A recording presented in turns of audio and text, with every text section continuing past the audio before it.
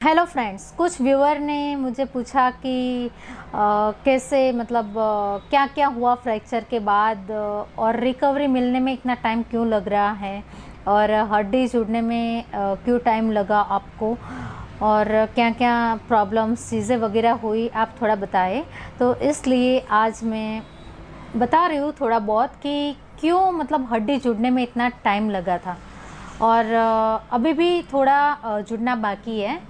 तो मैं आप लोगों को बताऊँ कि क्या क्या हुआ। जब मेरा फ्रैक्चर हुआ दोस्तों, तो अब मेरा फर्स्ट ऑपरेशन हुआ और फ्रैक्चर में इतने ज़्यादा टुकड़े हो रखे थे दोस्तों, तो उसमें से कुछ जो टुकड़े थे वो डॉक्टर्स ने निकाल लिए थे और जो मेरा टुकड़ा जो निकाल दिए थे उनको फिल होने में मतलब खुद को बनने में बहुत टाइम लगा। और मेरी हड्डी में फीमर में फ्रैक्चर हुआ था, फीमर नी पटेला तीनों में फ्रैक्चर हुआ था।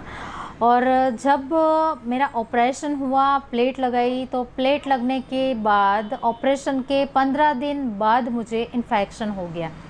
और तब मुझे इन्फेक्शन जब हो रहा था तब मुझे इसके बारे में कुछ नॉलेज नहीं थी दोस्तों, क्योंकि मतलब कभी मैंने देखा नहीं था कि हड्डी टूटने के बाद क्या सिचुएशन होता है, क्या क्या तकलीफ़ें होती है और किस तरीके का, मतलब इसके बारे में मुझे कुछ नॉलेज ही नहीं था। मुझे कुछ भी पता नहीं था दोस्तों। तो इन्फेक्शन जब हो रहा था तब मुझे पता नहीं चला था कि अब ये क्या हो रहा है। हाँ, बाहर उसके सिम्टम्स दिखे थे, ऐसा जहाँ पे जो टाँके लगे हुए थे ना, वहाँ एक साइड पे ऐसा छोटा सा गोल गोल, वो पहले छोटा सा था और वो धीरे धीरे बड़ा होता चला गया। लेकिन मुझे जब छोटा था तब मुझे लगा कि चलो ये मतलब टाँके लिए हुए तो कुछ होगा ऐसा कुछ, बट मुझे पता नहीं था। मैं घर पे ऐसे ही रेस्ट कर रही थी, वो धीरे धीरे से वो इन्फेक्शन बड़ा होता चला गया। और फिर मैंने फ़ोटो निकाल के मेरे घर वालों को भेजा डॉक्टर के पास। डॉक्टर को फ़ोटो बताया, डॉक्टर समझ गया कि भाई इन्फेक्शन हुआ है, आप पेशेंट को लेके क्यों नहीं आए। फिर मैं वहाँ पे गई और बहुत मुश्किल हो गई दोस्तों। वो इन्फेक्शन ख़त्म होने में 1.5 से 2 महीने का टाइम लग गया और वो बहुत भयानक चीज़ थी। मतलब मेरा फ्रैक्चर से भी ज़्यादा डेंजरस था ये इन्फेक्शन वाला चीज़, जो बहुत ही मुझे रुलाया। और उसके बाद धीरे धीरे से जैसा मतलब इन्फेक्शन होने के बाद मेरा जो फ्रैक्चर है वो नॉन यूनियन में चला गया, हड्डी बिल्कुल ना जुड़ी। और उसके फ्रैक्चर के 9 महीने के बाद मुझे दोबारा ऑपरेशन करने को बोला गया। मैं दोबारा से रोने लगी और दोबारा मेरा बोन ग्राफ्टिंग का ऑपरेशन हुआ। ऑपरेशन के बाद जैसे ही मुझे हॉस्पिटल से डिस्चार्ज होके मैं घर पे आई, उसके 2 दिन बाद तुरंत से मुझे दूसरे बार इन्फेक्शन हो गया। और ये बहुत ही भयानक था मेरे लिए दोस्तों, क्योंकि तब तक तो मुझे सब पता चल गया था फ्रैक्चर के जितना कुछ है वो। मैं दोबारा से बहुत मतलब सैड हो गई दोस्तों कि ये अब क्या मेरी हड्डी नहीं जुड़ने वाली है, क्योंकि डॉक्टर ने बताया था कि अगर इन्फेक्शन होता है तो बहुत सारे रेयर केसेस में ऐसा होता है कि हड्डी ना जुड़े। और मुझ में कैल्शियम मेरी हड्डी तक पहुंचने में बहुत ही प्रॉब्लम मतलब बॉडी में हो रही थी। डॉक्टर मुझे बता रहे थे कि आपकी बॉडी में फ्रैक्चर वाली जगह पे कैल्शियम ऑब्जर्व नहीं हो रहा है, जिसके कारण हड्डी नहीं जुड़ रही है। फिर मैंने उसको ज़बरदस्ती से जोड़ने की कोशिश की।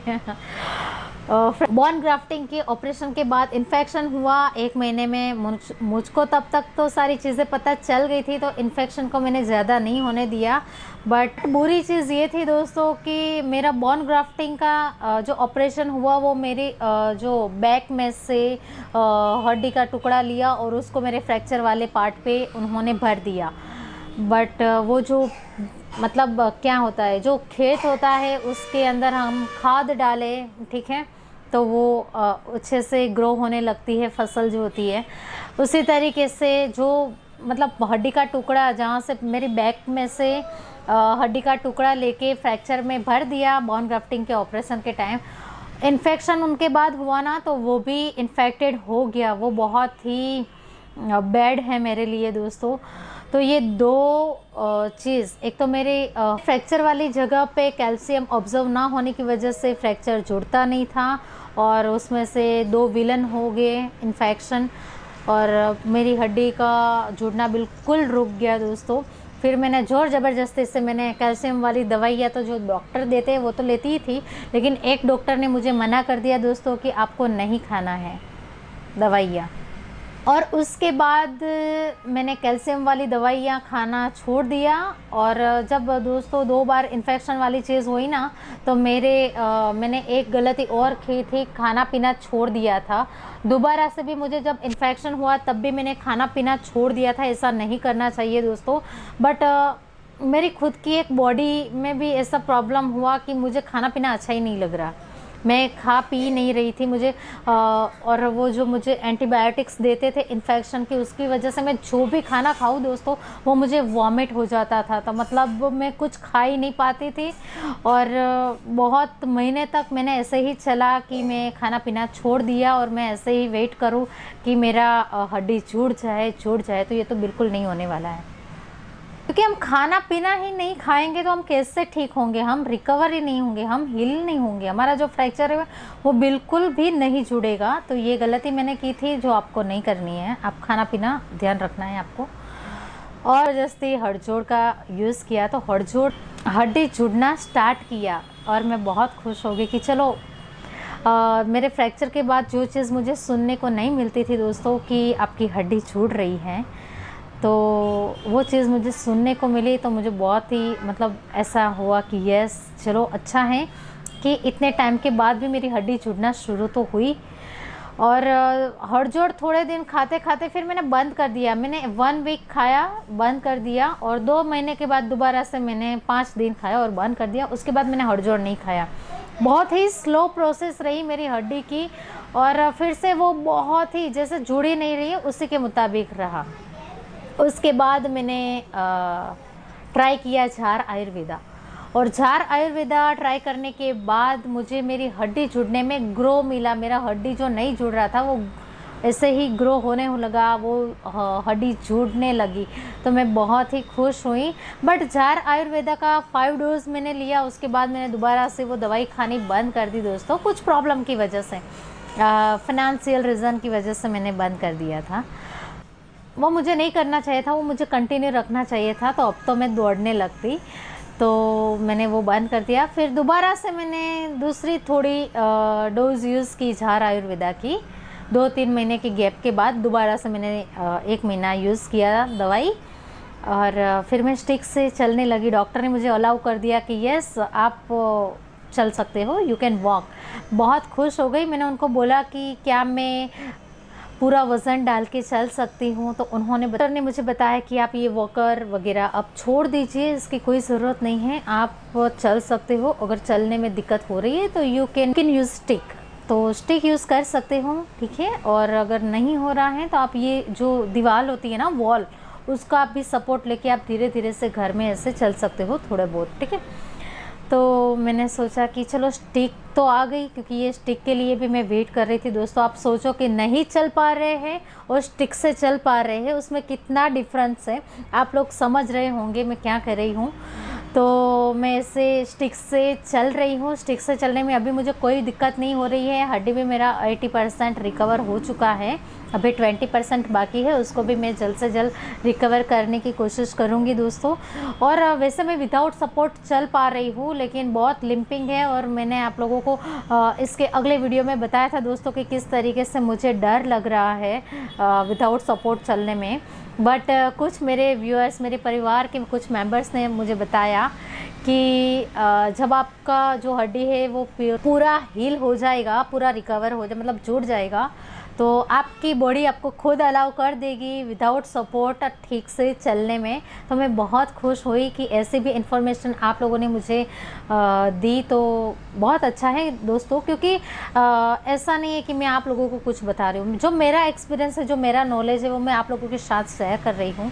मैं आप लोगों को बताने की कोशिश कर रही हूँ। अगर आपको भी कुछ चीज़ों में कन्फ्यूज़न है या आप नहीं जानते हो, तो चलो मेरे थ्रू आपको पता चले। और कुछ ऐसी चीज़ें हैं जो आप भी मुझसे शेयर कर सकते हो, आप लोग भी मुझे बता सकते हो कि ऐसा ऐसा होता है, क्या होता है, कैसे होता है। अगर आप चल पा रहे हो, आपकी रिकवरी हो चुकी है, तो आपको डेफिनेटली, आपने भी ये एक्सपीरियंस किया है फ्रैक्चर वाली सिचुएशन का, तो आप भी कुछ चीज़ें हैं जो आप मुझे बता सकते हो, तो मुझे भी इससे नॉलेज मिलेगा, मुझे भी समझ आएगी कि नहीं ऐसा ऐसा होता है।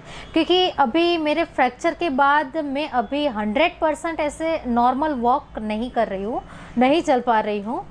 तो जो चल रहे हैं उनको पता ही है कि कैसे होगा, तो आप भी मुझे कुछ चीज़ बता सकते हो दोस्तों, तो मुझे भी अच्छा लगेगा और मैं भी कुछ जान पाऊँगी आप लोगों के थ्रू। और जो चीज़ मेरे से हो रही है, और मैं भी मैं हॉस्पिटल में जाती हूँ ना दोस्तों, तो कुछ पेशेंट होते हैं जिसका फ्रैक्चर हो, उन लोगों से भी मेरी बातचीत होती रहती है। तो उनका क्या डिफरेंस आया है, कैसे कैसे सिचुएशंस हुई है, कैसे उनका फ्रैक्चर का रिकवरी हुआ, हड्डी जुड़ी, उन लोगों ने क्या क्या रास्ते अपनाए हैं, कैसी एक्सरसाइज, मतलब जो भी नॉलेज, जो भी चीज़ें वो मैं उन लोगों के साथ भी शेयर करती रहती हूँ, वो भी मुझे बताते हैं। तो मैं ये सारी देखती हूँ और ऐसा मुझे, मैं जो हॉस्पिटल में ट्रीटमेंट कराती हूँ वहाँ बहुत सारे मतलब 1000-2000 पेशेंट फ्रैक्चर के ऐसे होते हैं, ठीक है। तो सबसे मैं बात भी करती हूँ, कभी कभार मिलने चली जाती हूँ और बैठ के सबसे मैं बात भी करती हूँ कि कैसा है कैसा नहीं है, क्या क्या है किस तरीके से। तो बहुत सारी चीज़ें जो मुझे पता चलती है, और डॉक्टर से भी मैं जानती हूँ, वो भी मुझे पहचानने लगे कि भाई इनका हम ट्रीटमेंट कर रहे हैं और ये बातें भी कर रहे हैं, तो वो भी बहुत सारी चीज़ें मुझे बताते हैं। तो डॉक्टर भी मुझे जो सारी चीज़ें फ्रैक्चर के बारे में बताते हैं, कब क्या होता है, तो वो चीज़ भी मैं आप लोगों के साथ शेयर करती हूँ दोस्तों। तो अभी मैंने आप लोगों को जितना बताया, मेरी फ्रैक्चर की कहानी ऐसी है अब तक तो। और जैसे जैसे कुछ चीज़ें जानने को मिलेगी, या तो आपके कोई क्वेश्चन होंगे तो उसके लिए भी मैं वीडियो शेयर करूँगी, जानकारी आप लोगों के साथ शेयर करूँगी, आप लोगों को भी बताऊँगी कि कब कब क्या है। और मेरे जो व्लॉग्स हैं वो तो आपको देखते ही हो कि कैसा कैसा अपडेट, जैसे जैसे मुझ में फ़र्क आता है, फ्रैक्चर में हीलिंग होता है, वो भी सारी चीज़ मैं आप लोगों के साथ शेयर करती रहूँगी दोस्तों।